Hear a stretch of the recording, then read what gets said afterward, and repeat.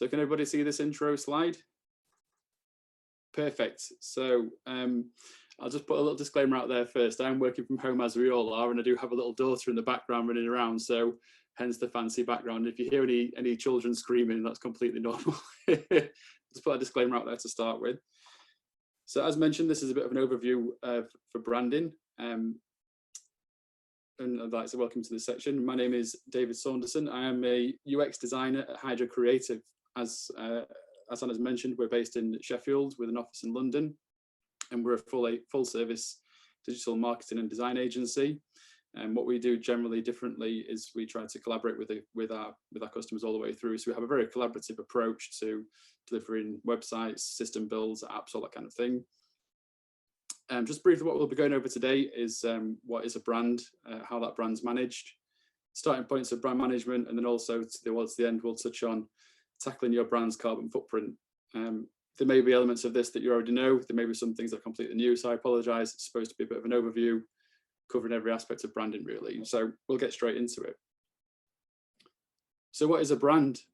Ultimately, it's everything that your company stands for. So it's all the elements listed here. It's your business identity, it's your values, your services, your ethics, it's your image to your market, to your customers, it's your attitudes, your differentiator, and then it's how it's applied to everything that represents your brand. So your marketing materials, your image in the market, how you want to be seen, and ultimately it's your USP as well.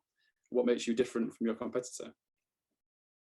Who manages that brand? Well, every brand, every business has the people who started that business, so they're classed as the shareholders. They discuss what the brands represent, how they want that brand to be perceived.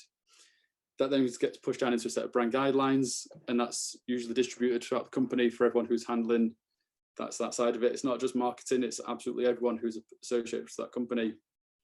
In fact, if you can just draw attention to the asterisk at the bottom as well, this points out that it's not just people who work for your company, because you may employ people who are delivering for you or installing things for you, who maybe going to your customers' sites. Whenever they're working for your business, they are a brand ambassador. So they need to behave in the same way that you'd expect any employer to work. So why do you need a strong brand presence, and what are the implications of not having one? So I think the best thing to do really is to see strong branding in effect. What I'm going to ask you to do here is unmute, if you would. So I'm going to need a bit of audience participation here. What we're going to do is I'm going to show you a series of logos, and I want someone to tell me what the logo is, what company it represents. So you ready? Here is the first one. Apple. Apple, yeah, correct. The next one. Nike. Nike, perfect. The next one. Shell, yeah, perfect. So we're going to go a little bit deeper now. You've seen an element from the visual identity of that brand, but what else can we associate with the brand? We could have the tone of voice, or even the tagline or the font. So let's see how we can, if we can name these brands just from a tagline. So I'm just give you a piece of text and see, and I'd like you to tell me what brand comes to mind when you think of this piece of text. McDonald's. Now, McDonald's have got it down to a T where they can actually whistle the song now, and people will still associate it. If anybody cares to whistle the McDonald's song. I can't really whistle, so I'm not going to try and do that. Yeah, that is McDonald's. How about this one? Tesco's. Tesco's, every little helps, correct. And the last one I think is probably going to be the biggest challenge, but I'm going to be impressed if anyone can get it. I'm going to really show my age on this one. Happiness is a cigar called Hamlet. Yeah, very good. That's me showing my age there a little bit, but it was a big thing back in the sort of early 90s when cigarette and cigar packaging was still allowed. It was Happiness is a cigar called Hamlet. So as you can see there, we've just seen 6 brands without seeing what they're called. You've got them all.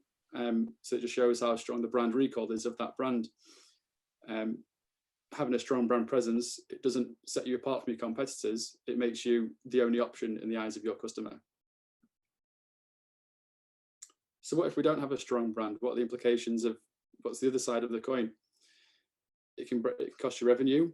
cost your reputation with your customers. If your brand isn't perceived to be consistent or competitive or relay with any of the values that you see in your audience or you want to portray, it will mean your customer may go to your competitor.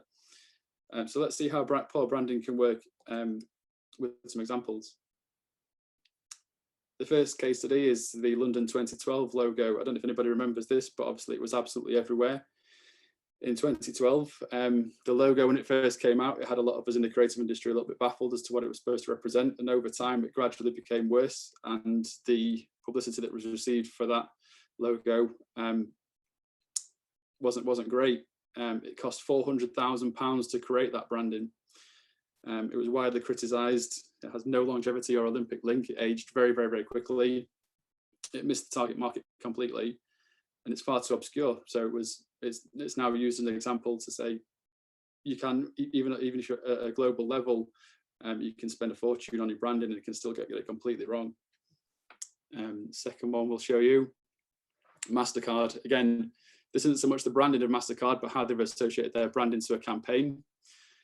This was, I think it was for the World Cup or for the Euro a few years ago, but basically they set that campaign out saying that every time Neymar Jr. or Messi score a goal for their country, they'll give 10,000 children in an impoverished country a meal, which on the face of it sounds like a great idea, but as you look further into it, it's based on chance. So it was widely criticised, mainly for monetizing poverty. It could have a negative impact on the brand. There's the issue of what if neither of these players score, or they not give children free meals when they can massively afford to give these meals away. And ultimately it was so negative that the company then had to backtrack and actually donate to 2 million meals, which would never have been a target for if those two players would have scored that amount of goals. So it cost them a fortune to backtrack and basically say, we've got it wrong. So MasterCard, a global player, it's an example here to show that it can go wrong very quickly. So where do we start with brand consistency and branding? Keeping it consistent, as we mentioned, it's a great first step. It's achieved through brand guidelines, like we've touched on before.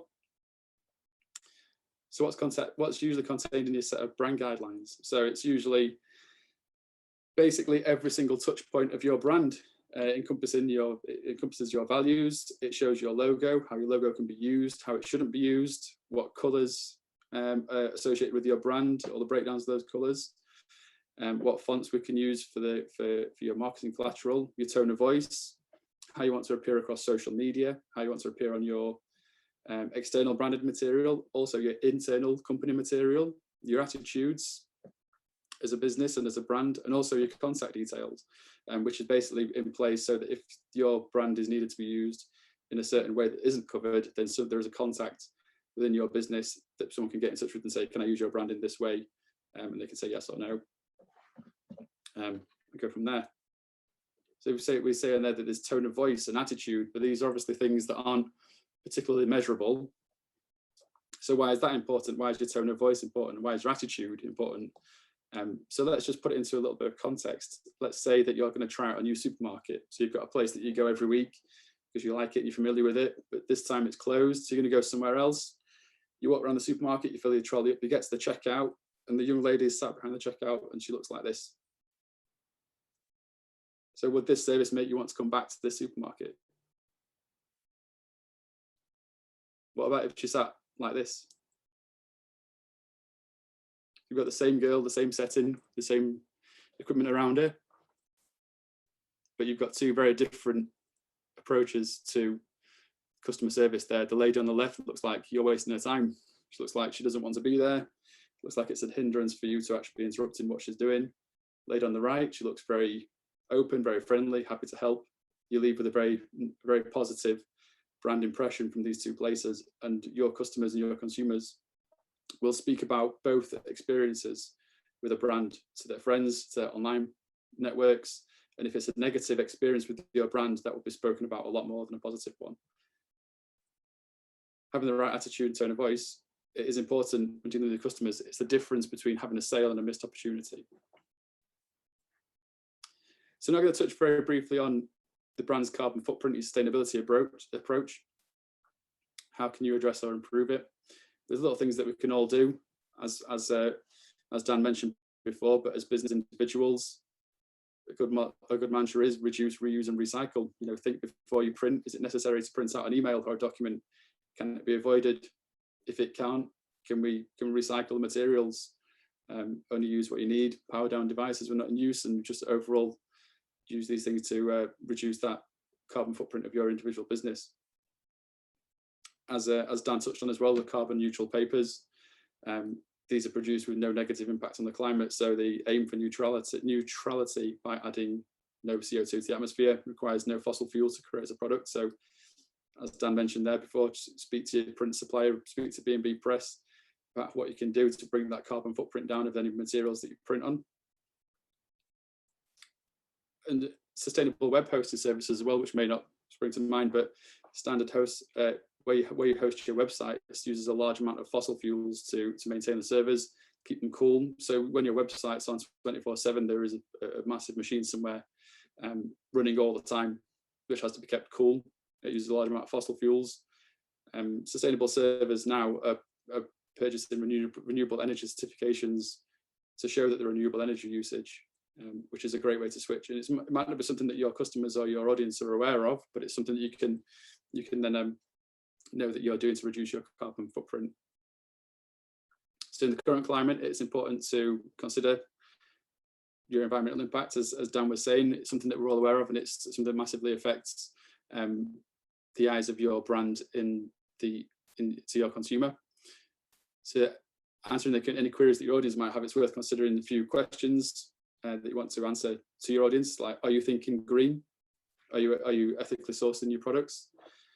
And how much does your audience already know? Are you telling your audience that you do these things? Which leads on to the last point, is how important is it? How important is it for your customers to know how sustainable you are? Some brands may not feel a need to communicate that. Some brands may just want to communicate that. So depending, asking yourself, do you want to portray that as a brand, as a brand value, that you are being committed to the environment? There are big positives to doing so, with some statistics to consider. These are all from Unilever, who are a giant corporation. They have billions of pounds turnover. And this is from one of their studies. So this is on a global scale. 33% of consumers choose to buy from brands they believe are doing social or environmental good. So that's one third of your market will choose you over your competitor if you are showing that you are doing social or environmental good, being sustainable. 21% of people surveyed said they would actually choose brands if they made their sustainability credentials clearer. So again, that's a fifth of the market actively choosing that brand. 53% of shoppers in the UK, 78% in the US say they feel better when their products are sustainably produced. So that's half of your market going away with a positive experience about your brand. And like we said earlier, people speak about positives and negatives. If they say this is a good brand to buy from to all their friends and to their network, that generates value to your brand. So what happens when it can go wrong? Obviously, these things we've mentioned before about when the branding's approached quite poorly. It's the same with sustainability. So I'm going to just show you one case study to wrap up on. Volkswagen, if anyone can remember this, caught cheating their emissions outputs for cars in 2015. One of the previous cars had won an award for green technology, ironically, and it led to thousands of probes and lawsuits, which are still taking years to settle. I wonder if you want to unmute, I'd like to see if anyone would like to hazard a guess at how much that's cost Volkswagen to date. Anyone? Any guesses how much that value is worth? 1.2 billion. 1.2 billion. It's actually cost them so far since 2015, so we're talking 6 years, it's cost 34.69 billion euros so far. So 6 years. And we mentioned there it's so far because it's still ongoing. So the values of Volkswagen stocks have dramatically dropped because of this scandal. And there's still lawsuits ongoing. They're still trying to get that stock level back to where it was. It could be decades before they're back to where they were.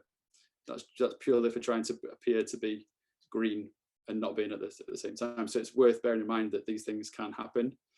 even to massive manufacturers like this. Any questions on any of this so far? No, that's good. Well, I'd like to this opportunity then to thank you all for listening to my part of this, and to B&B Press for having me on. I'd just like to let you know about a couple of things that we've got ongoing at Hydra. We have a common goal marketing leadership network set up on LinkedIn. I think these slides are going to be shared with you all anyway, but it's a good little place to join onto, a bit like this place, just where we can sort of share ideas. And there's no sales talk allowed, so it's quite a nice one. Alongside that, we're running a couple of Google Ad workshops throughout February that are all free.